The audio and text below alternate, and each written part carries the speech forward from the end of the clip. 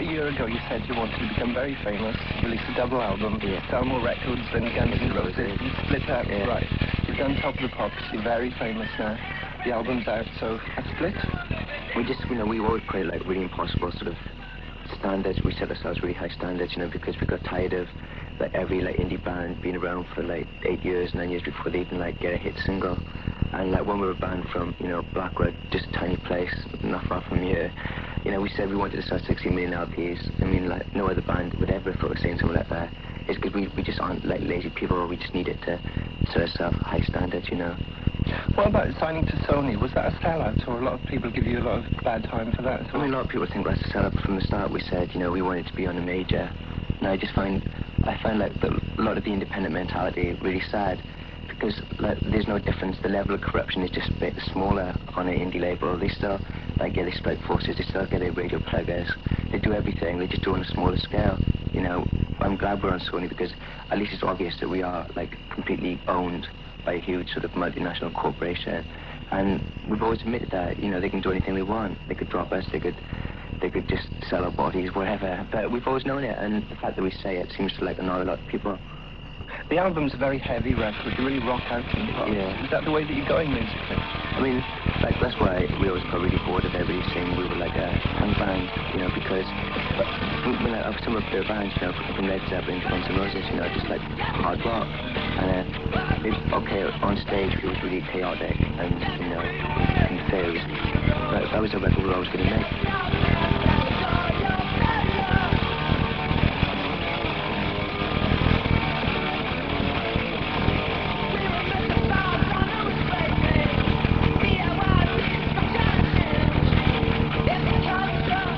On the album again, there's the song Repeat, which starts off with the words, repeat after me, Queen and Country. Yeah. So, would you want the end to the monarchy, or? Yeah, I mean, we completely lost all sense of pride, any sort of worth of nationalism a long time ago. And I think, like, with most young people we know, have gone, like, no respect for the monarchy, but they just assume it's always going to be there. Nobody really questions why it is there, what it stands for. And that's why we did it in a really, like, obvious manner. And people have said that we should have tried to be more artistic with our lyrics, but, just were never interested in things like that. We just wanted to make a clear statement, and Repeat was the easiest way to do it.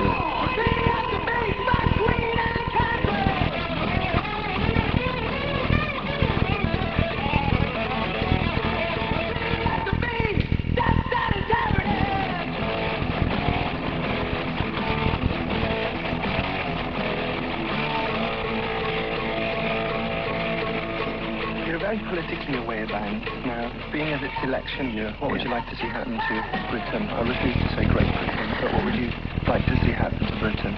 Well, I don't think there's much hope for anybody, really. It's just we've lost completely all interest in this election. You switch on Question Time every Thursday, and they go on the table, and you know what everybody's answer is going to be before they even open their mouths, and they fall for the party fodder line every time.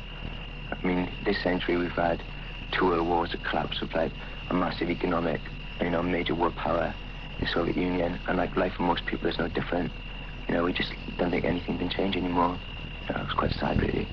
You've gotten out of the rat race, escaped the depression and misery of Blackwood and South Wales. What would you say, or give any advice to anyone who's at home on the dole?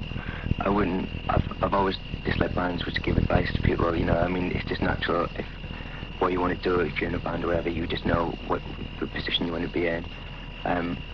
The saddest thing that's happened to us this year is that, our level of boredom has not changed anymore. It's just like, when we were at home, we were like lab rats rotting in Ginger's bedroom, and now we're like lab rats in like the Holiday Inn, or lab rats on the tour bus, We just spend like 23 hours of our day just like sitting around doing nothing. In Wales, we've had to suffer the legacy of Shakin' Stevens and Shirley Bassey for a long time now. Are you proud of putting Wales back on the map? I've been really surprised the level of sort of inverted racism in a lot of the music press, that a lot of the headlines when they review an LP, they'll say something like Spinal Tap, or always make a Welsh pen, and we know for a fact that every journalist we met, they would never do that with an Irish band or a Scottish band, because if you went around sort of making a joke out of a fact that came from Ireland, you'd get your head kicked in. It just wouldn't be allowed. Editors would stop it, and that just never seems to happen with anything out of Wales. There was one review said, "Oh, we can't. Nobody should like Manic Street Preachers because all like Wales has given us is, you know, Shakin' Stevens and people like that.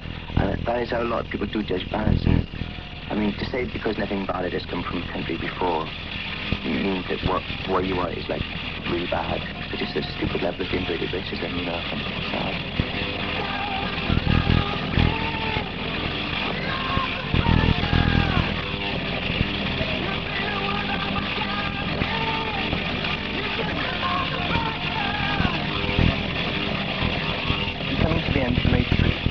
And then it's America and off to Japan. Yeah. Is that going to be like a dream come true for you? Well, the last lyric on the LP is there's nothing I want to see, there's nowhere I want to go. And we've always, anything I've enjoyed is from like literature really, from like watching TV and reading books.